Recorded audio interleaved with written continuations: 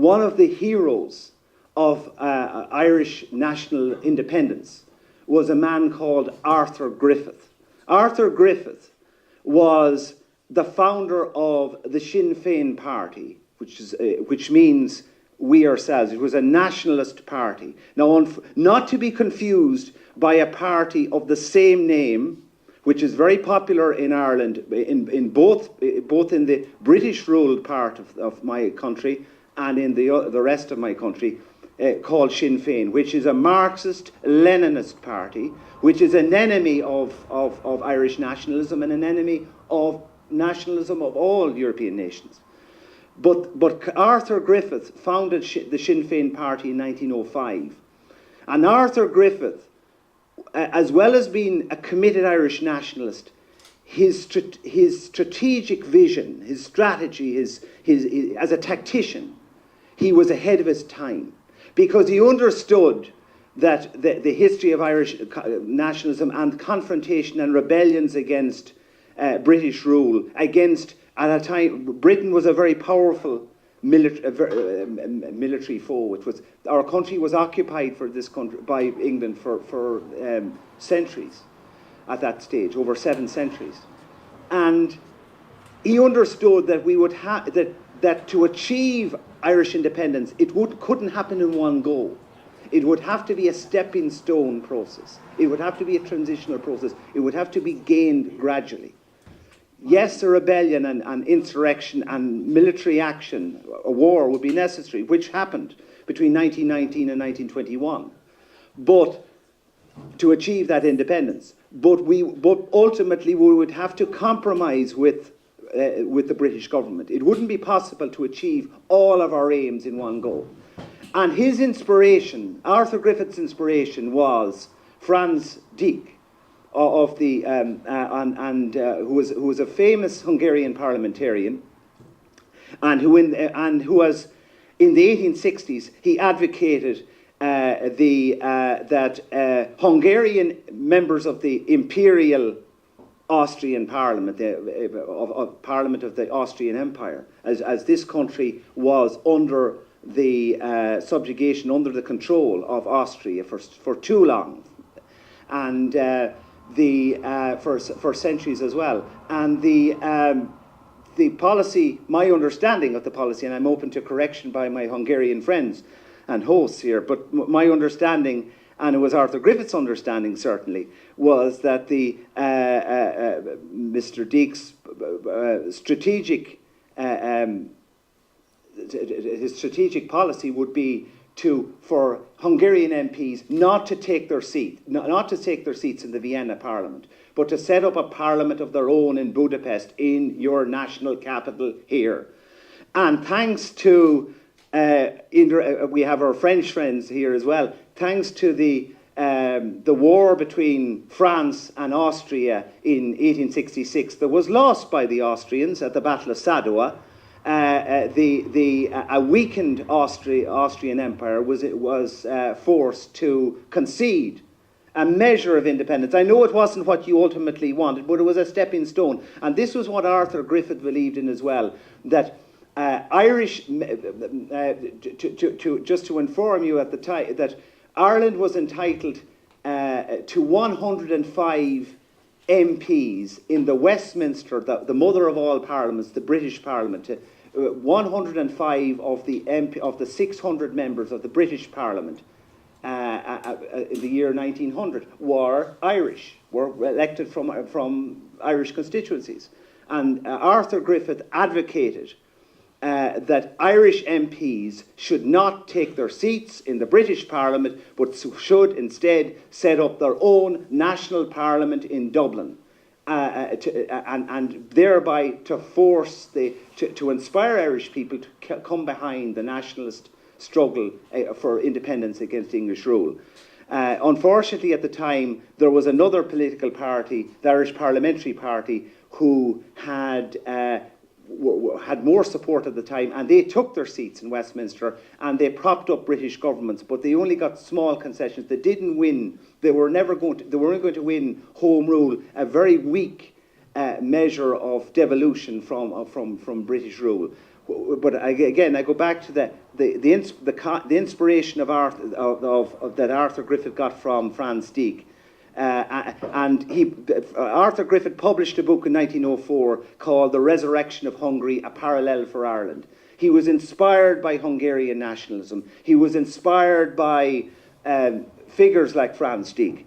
And I think that we here can find, as was said by your chairman at the outset, and also by Frederick, we have a common.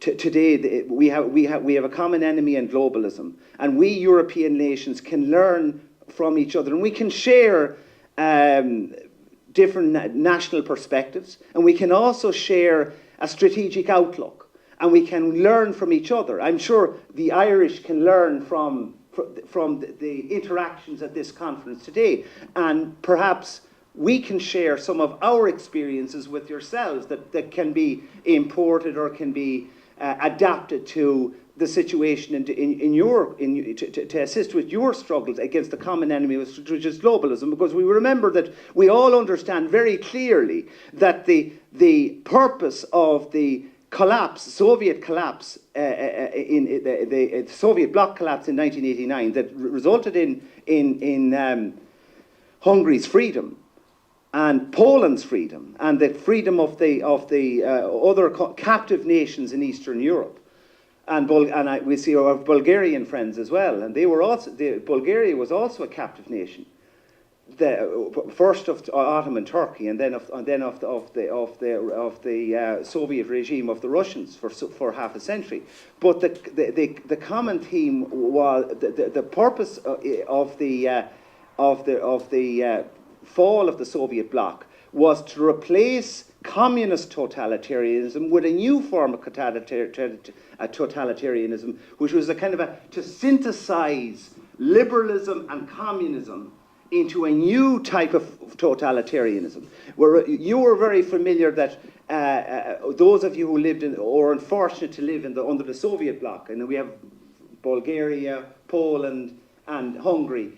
You had a one-party system. You had to be a member of the ruling Communist Party, which was backed by the terror of the Red Army occupation as well in your countries, against the popular will of your people. But you had a uni-party system, and you could only stand for election as a member of the Communist Party. But now in Western Europe as well as in Eastern Europe, you have multi-party democracy, but we have multi-party democracy with a shared unitary ideology, and that ideology is globalism. Any political party, whether it is in Ireland, whether it is in Britain, whether it is in the Netherlands, or whether it's in France, Italy, Spain, or whether it is in Poland, or it is in Bulgaria, if it diverges from the globalist diktat, that party is sidelined, and that party, the powers that be ensure that party does not come to power, because thereby the globalists have actually achieved what even the Soviet communists weren't able to achieve. But at least they could only advance as far as Central Europe, as the Berlin Wall, but they couldn't advance any further. But these totalitarian advocates have all of Europe under their sway at the moment, which is a frightening prospect. I also have to give you words maybe of encouragement and inspiration that sometimes even in the most arduous of circumstances, sometimes even in the most difficult of circumstances, when we all feel challenged by our common enemy, who control the media, who control the political system, who control the financial system, the globalist financial system, the capitalists, it's not even, we don't have free market economies anymore. It's about the global corporations, it's about the big banks, it's about international finance capitalism, it's about concentration of power, the concentration of economic power in particular, of financial resources, and if we haven't got financial freedom, we have not got real freedom. And that concentration is concentrated in as few hands as possible. And certainly not, it is not permitted for any nation to break free of that hold of global financial imperialism, which emanates from Wall Street in New York, but is as foreign to America as it is to ourselves. And that, what I would say to you, the only words of encouragement is that even at that, because we all feel challenged and we're under this yoke and mantle of terrible totalitarianism and the deadly and detestable international imperialism of money, that we can take inspiration from successful, sometimes when it seemed impossible, successful insurrections in my country in 1916, when it seemed during the midst of the First World War, when Britain was at war with Germany, when it seemed impossible that the Irish people could aspire for independence, that a few brave nationalists, a small, comparatively speaking, small number of Irish volunteers, Irish national patriots, led by a man called Páirtí Pierce, who we recognise as the first president and declared president of the Irish Republic. They led a rebellion. It was an unsuccessful rebellion, but it inspired the later subsequent War of Independence of between 1919 and 21, and also inspired the Sinn Féin and resulted in the Sinn Féin party founded by Arthur Griffith, who was inspired by Franz Deak, to win the Westminster. There was a general election, UK general election in Ireland. It was known as the Coupon election in November 1918. Sinn Féin won 73 of the 105 Irish MP seats, and they refused to take their seats in Westminster, and they set up the Irish Parliament known as Dáil Éireann in defiance of British rule, and they backed that up the same day with the old Irish Republican Army volunteers taking military action to gain independence for our nation and to engage in a military struggle that forced the British to concede that what was known as the Anglo-Irish Treaty, signed on the 21st December 1921, a measure of Dominion status, Dominion status freedom, giving Ireland its own parliament in 1921. And that was conceded at impossible odds, because no one would have imagined that 5 years earlier, in 1916, that the mighty British Empire would have to concede and give Ireland a measure of independence, which it did 5 years later. And similarly, in your country, in 1956, against impossible odds, the Hungarian people, to their credit, heroic Hungarian nationalists, had their own insurrection, had their uprising for freedom against Soviet, Russian occupation and Soviet communist totalitarian oppression, and they said enough was enough. They had suffered 11 years at that stage of Soviet communist rule, and they had enough of it, and they decided that they were going to try to gain the freedom for their country, and hope to inspire Western nations to help them militarily against their Soviet occupiers. That didn't happen, unfortunately, because of the American politics, and we understand all that. But my point to you is that 1956 you had the Hungarian uprising, but then only 33 years later, Hungary won their freedom. You know, it seems now that we're in a room here in Budapest in October 2023, and sometimes it might seem impossible, it might seem improbable that the aims and the objectives of our individual delegations of the national movements that we represent from our respective countries cannot achieve even half of their aims. But do not underestimate determine